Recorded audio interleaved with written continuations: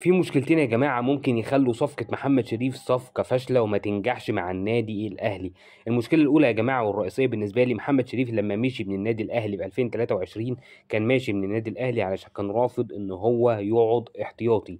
كولر ما مشاش محمد شريف من النادي الأهلي، محمد شريف اللي صمم إن هو يمشي علشان كان بيقعد احتياطي وما كانش قابل وكان عايز يلعب أساسي. هل بعد عودة محمد شريف للنادي الأهلي هيقبل انه يقعد احتياطي لوسام ابو علي اللي ما ينفعش يقعد احتياطي وللمهاجم الاجنبي اللي انت جايبه جراديشار؟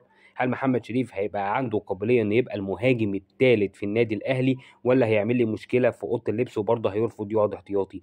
المشكله الثانيه بقى واللي انا خايف منها جدا يا جماعه، هل عوده محمد شريف للنادي الاهلي معناها رحيل وسام ابو علي عن الفريق؟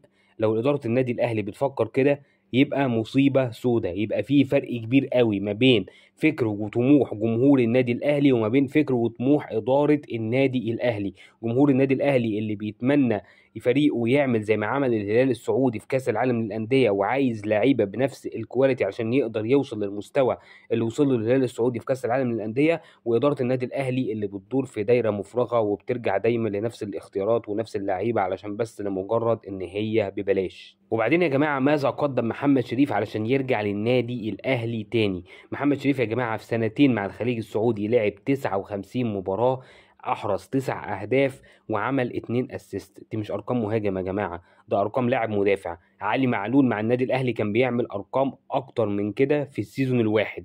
فلا، أرقام ضعيفة جدا، مفيش أي تطور في مستوى محمد شريف من يوم خروجه من النادي الأهلي. وده مؤشر خطير جدا، ده مؤشر معناه إنه مش هيطور نفسه مع النادي الأهلي وهيلعب بنفس الأداء اللي كان بيلعب بيه في 2023 و2022.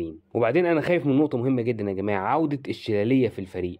قفشه يا جماعه زي ما احنا كلنا عارفين الصديق المقرب لمحمد شريف وكانوا الاثنين عاملين دويتو مع بعض. هل عوده الشلاليه دي داخل الفريق هتبقى في مصلحه الفريق ولا هتضر الفريق؟